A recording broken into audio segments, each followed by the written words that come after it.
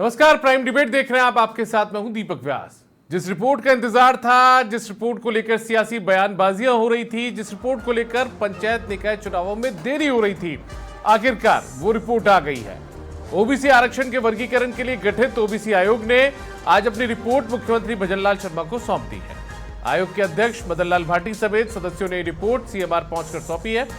इस रिपोर्ट के आधार पर ही अब पंचायत और निकाय चुनावों के लिए लॉटरी निकाली जाएगी। लेकिन बड़ा सवाल यह है कि इस रिपोर्ट में आखिर ओबीसी वर्ग के प्रतिनिधित्व के लिए क्या सिफारिश की गई है।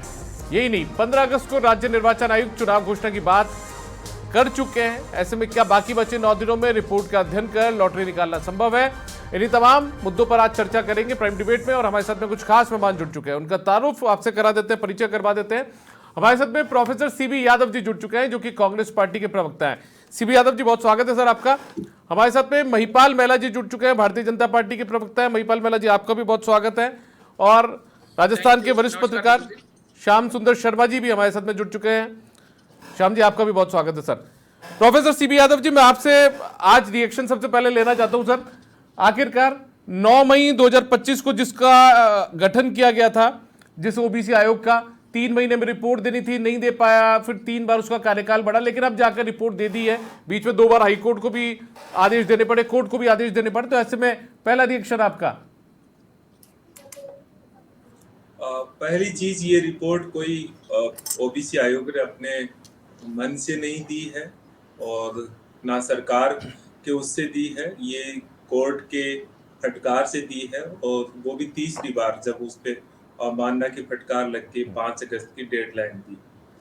लेकिन जो महत्वपूर्ण चीज है वो ये है कि बार बार सरकार कहती थी कि, और मतलब ओबीसी आयोग का पक्ष भी सरकार ही रखती आई थी कि आखिर उसे बहुत सारा समय चाहिएगा।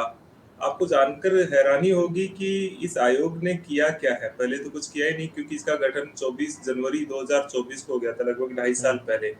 और 3 साल का काम, 3 महीने में इसको काम पूरा करना था। अभी जो इसने काम किया है वो 10 जुलाई से 23 जुलाई के बीच एक राजधारा ऐप के माध्यम से ऑनलाइन डेटा लेना, और उसके माध्यम से केवल 2 सप्ताह के भीतर सारा काम खत्म कर दिया। मतलब जो कह रहे थे कि पता नहीं आंकड़े होंगे और फिर लास्ट के अंदर जो रिपोर्ट है, जो डेटा लेना है, वो 2 सप्ताह में वो सर्वे भी करवा लेते हैं, ऑनलाइन उससे भी करते हैं और सारी चीजें देते हैं। लेकिन ये सारी कवायद से, जो कि लगातार इसके माध्यम से भारतीय जनता पार्टी अपनी सनक को पूरा कर रही थी कि नहीं हम तो 1 स्टेट 1 इलेक्शन करवाएंगे, चाहे तो संविधान जाए भाड़ में, और उसमें ढाल बना रखा था इस ओबीसी कमीशन को।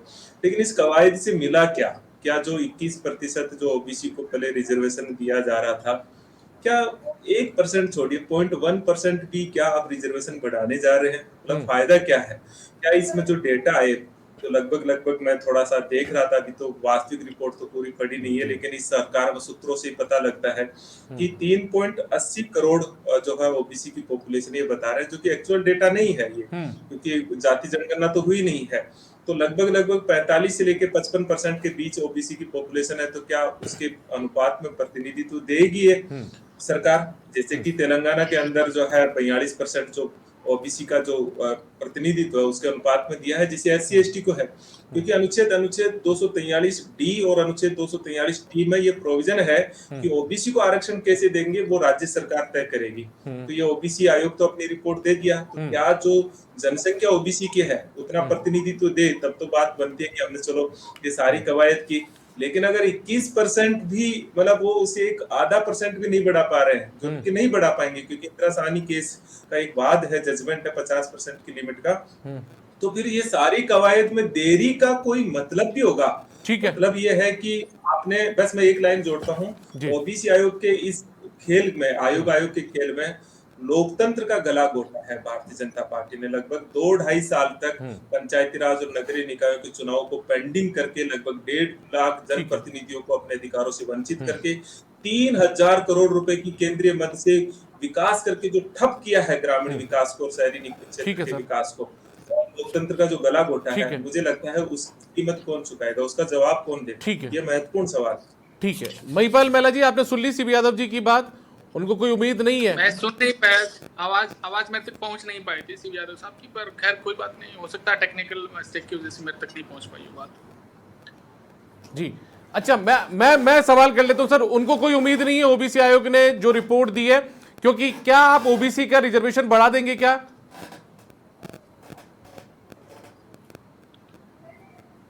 दीपक जी जब माननीय सर्वोच्च न्यायालय ने मार्च 2021 में ओबीसी आयोग को लेके और अपने स्पष्ट निर्देश दिए थे, तब तो कांग्रेस पार्टी का शासनकाल था, कांग्रेस पार्टी ओबीसी आयोग का गठन नहीं कर पाई। अब सीबी यादव साहब और इनकी पार्टी को तो तब भी नहीं लगा कि 2025 में ओबीसी आयोग का गठन हो जाएगा और ओबीसी आयोग अपनी रिपोर्ट दे देगा। सरकार ने सारे संसाधन उपलब्ध करवाए, खैर तय समय पे रिपोर्ट नहीं मिल पाई, देरी हुई, पर उसके बाद ट्रिपल टेस्टिंग के आधार पे ओबीसी आयोग ने आज माननीय मुख्यमंत्री जी को अपनी रिपोर्ट सौंपी है।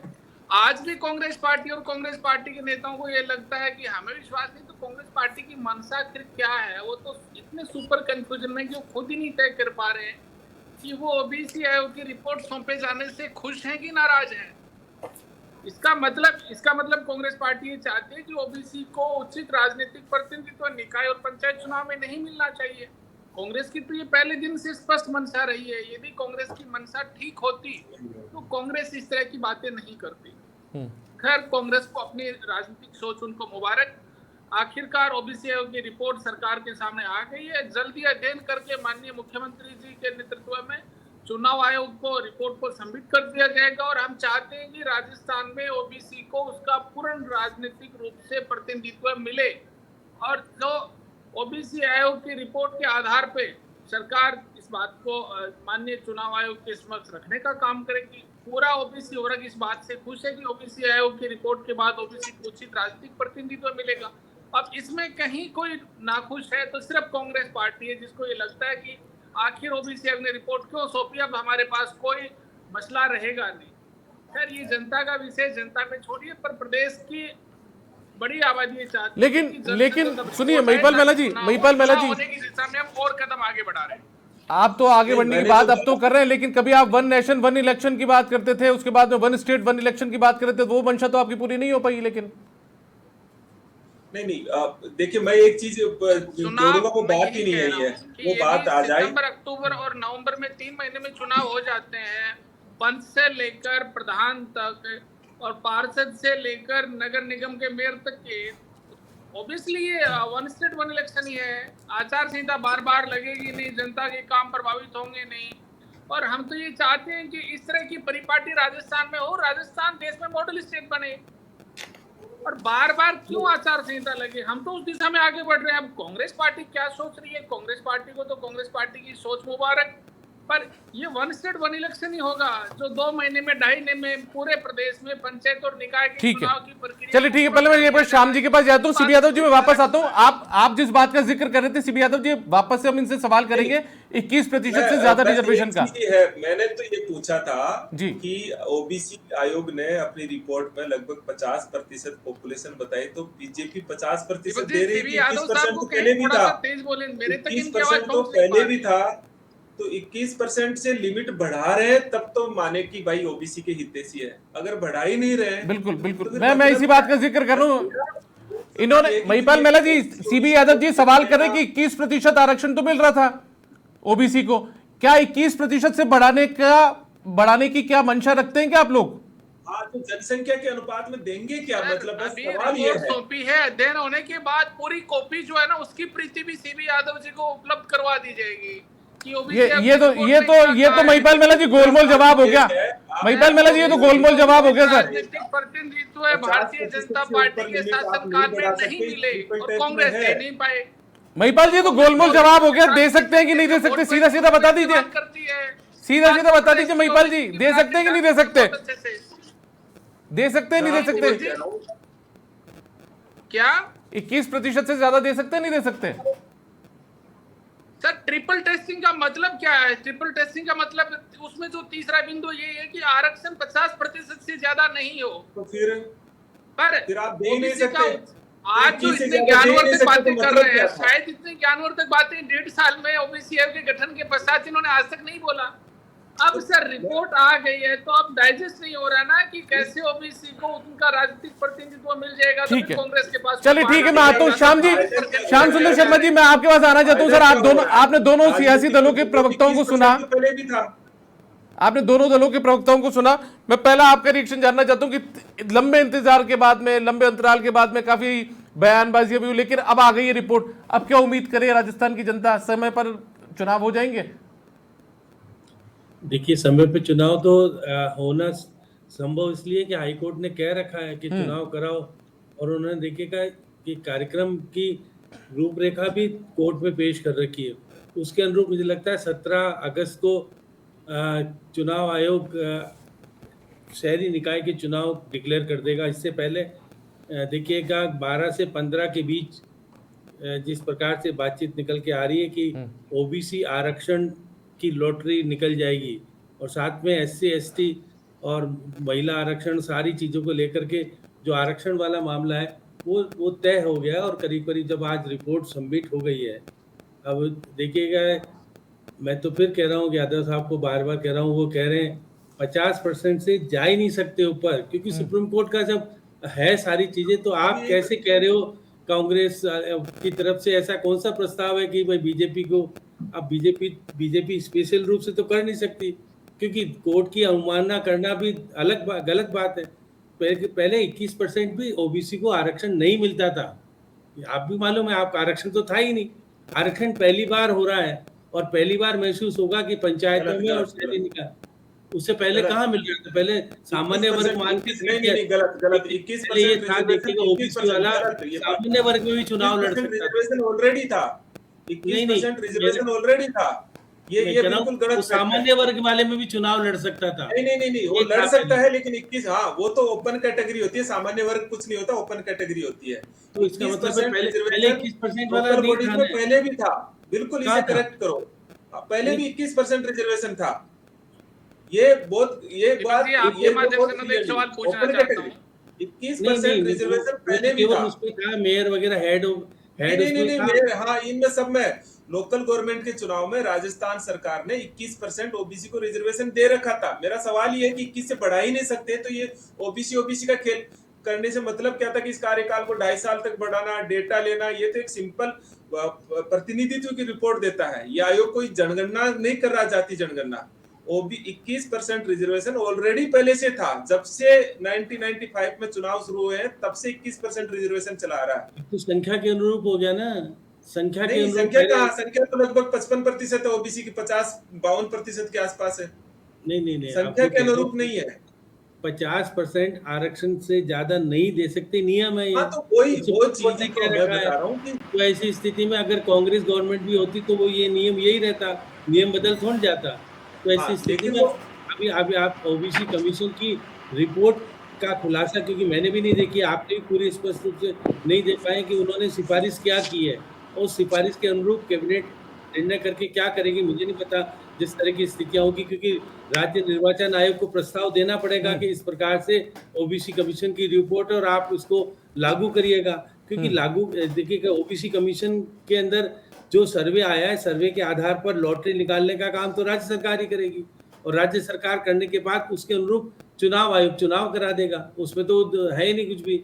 तो ऐसी स्थिति में निश्चित तौर पर आप भी वही कह रहे हो अब, क्योंकि आप ओबीसी कमीशन के ऊपर आरोप ये लगा रहे हो कि भाई ओबीसी कमीशन बना करके कर क्या दिया आपने, लेकिन ओबीसी कमीशन की सिफारिश आ गई ना, पहले सिफारिश नहीं थी, अब सिफारिशों के आधार पर लॉटरी निकाली जाएगी। और वो जो बात कह रहे हैं वो नहीं कह पाने की स्थिति होगी कि भाई कैसे कर दिया, क्यों कर दिया, वो सारी चीजें ओबीसी कमीशन ने, जिस प्रकार से आपने भी कहा कि उन्होंने ऐप के माध्यम से जो सर्वे कराया, और सर्वे करने के बाद रिपोर्ट भी आ गई, क्योंकि देखिएगा राज्य सरकार की इच्छा थी कि जनवरी फरवरी में चुनाव कराएं। ठीक है, आप स्टेट वन इलेक्शन तो करा पाने में सक्षम नहीं हो पाए जी। वन स्टेट इलेक्शन की बात जो कह रहे थे वो भी देखिएगा, आप देखिएगा कि शहरी निकाय के चुनाव 2 चरणों में होंगे, और पंचायत के चुनाव 4 चरणों में होंगे। एक साथ नहीं हो पा रहा है, ये भले ही कहते हैं 2.5 महीने 3 महीने में हम करा लेंगे। खैर, मैं सीबी यादव जी एक बार वापस आपके पास आता हूँ। आज मैं भी थोड़ी देर पहले एमएल भाटी जी को सुन रहा था, भी मीडिया से मुखातिब भी वो हुए थे, उन्होंने कुछ बातें बोली थी, उनसे पूछा क्या कोई दबाव था, उन्होंने कहा नहीं, किसी तरीके का दबाव हमारे पास रिपोर्ट तैयार करने को लेकर नहीं था। उन्होंने एक बात और बोली कि जो ओबीसी वर्ग के लिए जो चीजें ड्यू है वो उनको दी जानी चाहिए, वो कोई मेहरबानी नहीं है उनके ऊपर, और जो हमने सिफारिशें की है उम्मीद है कि वो उनको मिले, ये बात का जिक्र उन्होंने किया है। तो इसका मतलब क्या भारी भरकम कोई सिफारिशें कर दी उन्होंने? मैं फिर वही बात दोहरा रहा हूँ, इन सिफारिशों का मीनिंग तब है जब आप पूर्व में निर्धारित 21% आरक्षण जो ओबीसी को संवैधानिक बाध्यताओं के कारण मैक्सिमम दिया जा सकता था, वो दिया गया है, उसे बढ़ा दो। अगर आप बढ़ा ही नहीं रहे हो तो आप कुछ ही सिफारिश देते रहो, कोई मीनिंग नहीं है। मतलब पूर्व की स्थिति में नाम मात्र का भी बदलाव नहीं हो रहा है। बेसिकली ट्रिपल टैक्स क्या है वो मुझे लगता है कि दर्शकों को और हमको सबको समझना चाहिए। जो 2021 में विकास किशन राव गवली बनाम महाराष्ट्र सरकार का एक वाद है जिसमें 3 बातें कही ओबीसी को रिजर्वेशन देने से पहले। नंबर 1, ओबीसी आयोग गठित करें। नंबर 2, आयोग प्रतिनिधित्व की जांच करें। नंबर 3, 50% की लिमिट को तय करें।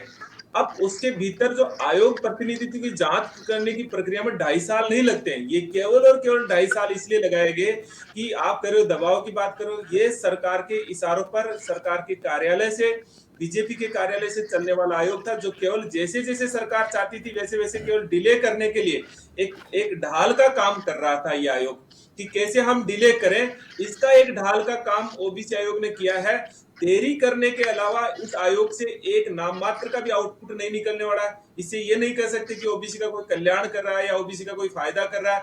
जो काम 2.5 साल में करना था उसे वो मात्र 2 सप्ताह के भीतर बाद में ये करके और ये रिपोर्ट। अच्छा सीबी यादव जी, जो अभी जिस तरीके से लॉटरियां पहले निकलती रही है चाहे निकाय में या पंचायत के चुनाव में, कि लॉटरी उसी तरीके से निकलेगी, उतना ही प्रतिनिधित्व मिलेगा, आपको ये लग रहा है? बिल्कुल बिल्कुल बिल्कुल, जैसे पहले लॉटरी निकलती थी एससी और एसटी को तो जनसंख्या के अनुपात में लॉटरियां निकलती है, और जो अगर फिर गैप रह जाता है 50% से जो डिफरेंस, वो ओबीसी को दे देते हैं। और इसीलिए जो दक्षिणी राज्य हैं वहाँ ओबीसी को कहीं 5%, कहीं 10%, कहीं 12% ऐसे मिलता है, और कभी कभी 0% मिलता है। और जो दूसरे क्षेत्र है जहाँ एससी एसटी कम होती है वहाँ ओबीसी को प्रतिनिधित्व ज्यादा मिलता है, क्योंकि हमारे यहाँ 21% से ज्यादा लिमिट नहीं हो सकती। 21% से ज्यादा लिमिट केवल तेलंगाना में कांग्रेस सरकार ने दिया है, ओबीसी को 42%, बाकी कहीं नहीं है। और इस तरह से अभी भी मुझे डाउट है कि भारतीय जनता पार्टी अभी भी क्या करेगी कि एक नया सुबक्का लेके आएगी। इसमें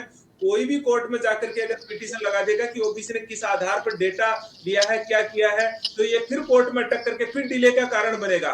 लोकतंत्र को गला घोटने में अभी भी ये रिपोर्ट कारण बनेगी, क्योंकि लास्ट में ट्रांसपेरेंसी की गई, नए डेटा की विश्वसनीयता। चलिए ठीक है, मैं महिपाल मेहला जी से जवाब ले लेता हूँ। महिपाल मेहला जी, आपने सुना, आपने सीबी यादव जी की बार सुना होगा, उन्होंने कहा कि 21% से वापस से वो वही दोहरा रहे हैं।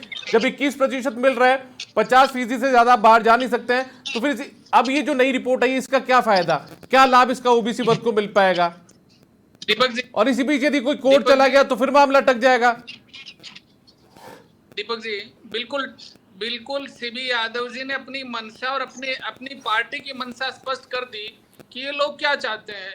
कैसे अटकाने, लटकाने और भटकाने का काम कांग्रेस बेहतर ढंग से कर सकती है, तो कांग्रेस अपना वो काम करेगी।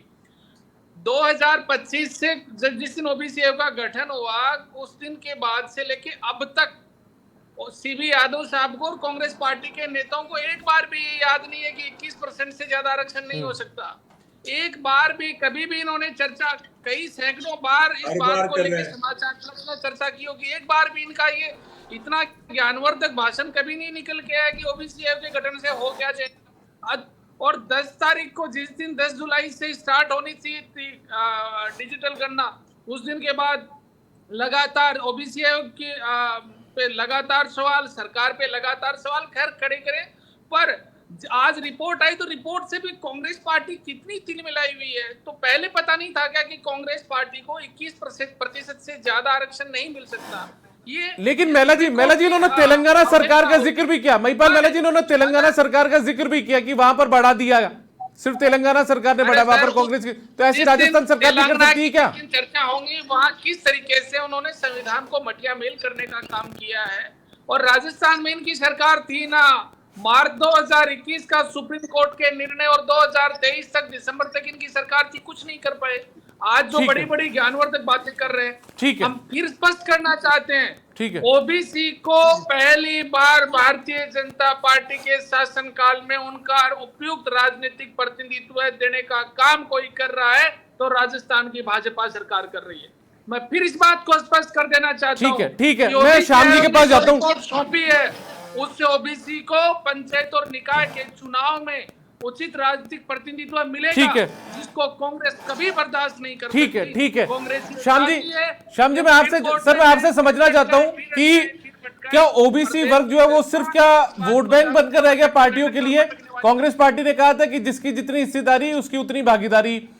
अब महिपाल मेहरा जी यहां पर बैठकर ये कह रहे हैं कि हमने, यानी कि भारतीय जनता पार्टी ने ओबीसी के लिए जो किया वो भारतीय जनता पार्टी की सरकारों ने ही किया। उपयुक्त जो कदम उठाने थे वो सिर्फ बीजेपी की सरकार ने किया। कहने और करने में बड़ा फर्क है। कांग्रेस ये बताओ भाषणों में कि क्या कहती करके रही, दिखा रहे हो, हमारे क्या कर रहे हो? हमारे शासनकाल में हुआ है ये। ठीक है, ठीक है। बड़ा फर्क है ना।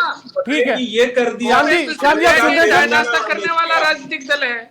आपने किया क्या है वो नहीं पता, हम कर दिया भटकाओ। अरे तथ्य और आज ओबीसी आयोग श्याम जी सर मैं आपका रिएक्शन चाहता हूँ। श्याम जी शर्मा जी मैं आपका रिएक्शन चाहता हूँ सर। प्रतिनिधि हो रहा है, आपको नहीं दिख रहा। प्रदेश चलिए मेरा आप दोनों से निवेदन है, महिपाल जी और सीबी यादव जी। आपको नहीं दिख रहा क्योंकि आपके चश्मे के नंबर, आपको अपने चश्मे के नंबर बदलने पड़ेंगे सर। जब तो बात बताओ, आप कुछ कर ही नहीं यादव रहे। साहब, ये आपको कभी नहीं दिखेगा। केवल डिले किया है। बात बताओ इसके लिए क्या रहे कांग्रेस हो को अपने राजनीतिक मैं चलिए ठीक है श्याम सुंदर शर्मा जी, आपको नहीं दिखेगा। श्याम सुंदर शर्मा जी प्रदेश की सर जनता को दिख रहा है। ठीक है मेहला जी ठीक है।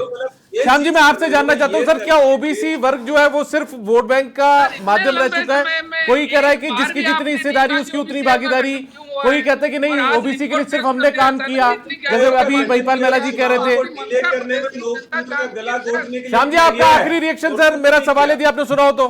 देश की जनता जानती है कि ठीक है मेहरा जी मेहरा जी वो तो जान ही रही है। ठीक है श्याम जी। इस प्रकार से अब तक ये नहीं पता पड़ रहा था कि ओबीसी कमीशन की सिफारिशों के आधार पर निर्णय होगा, तो आप कांग्रेस को कहने का अधिकार नहीं मिलेगा कि भाई ये गड़बड़ हुआ है, क्योंकि नियम तो है कि 50% से ज्यादा ऊपर जा नहीं सकते। ये तो नियम है, इसमें तो दिक्कत। लेकिन सिफारिशों के आधार पर जिस प्रकार से लॉटरी निकल जाएगी, तो उसके बाद जो आरोप लगने वाले थे कि भाई ओबीसी कमीशन के आधार पर नहीं मिल रहा, ये तो हम 21% के आधार पर थे। लेकिन ओबीसी कमीशन ने जिस प्रकार से सर्वे करा है, सर्वे के आधार पर क्या सिफारिश की भी मैंने भी नहीं देखा, लेकिन सिफारिश के आधार पर राज्य सरकार लॉटरी निकालने का काम करेगी और राज्य निर्वाचन आयोग उसके आधार पर चुनाव करा देगा।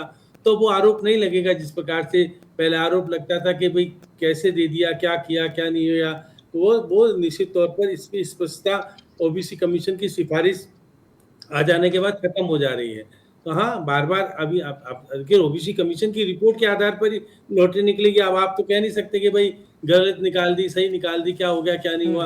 उन्होंने सर्वे तो किया ही है। देखिए सर्वे किया, ऐसा नहीं कि नहीं किया। 58% करीब उसे ओबीसी के पूरा लेकर के किया है, जिस प्रकार से घर घर जा करके। अब आप उसके ऊपर चैलेंज करें वो अलग बात है, क्योंकि पहले श्यामचंद्र जी नहीं लॉटरी वैसे नहीं निकलती है। लॉटरी कैसे निकलती है मैं आपको बताता हूँ। करने शुरू कर दिए। नहीं कांग्रेस ने चाहती नहीं ना कि ओबीसी को उनका राजनीतिक प्रतिनिधित्व मिले। बिल्कुल पहले जुलाई तो कोई प्रगणकों पे सवाल खड़े करने का काम आपने कर दिया। का तो किसी भी संवैधानिक संस्थाओं पे चलिए ठीक है सर, मेरे पास वक्त की कमी है। बहुत आभार आप लोगों का, तीनों को, महिपाल मेहरा जी, प्रोफेसर सीबी यादव जी और श्याम सुंदर शर्मा जी, इस चर्चा में हिस्सा लेने के लिए। तो कुल मिलाकर देखिए, ओबीसी आयोग ने जो रिपोर्ट है अपनी दे दी है आखिरकार मुख्यमंत्री को।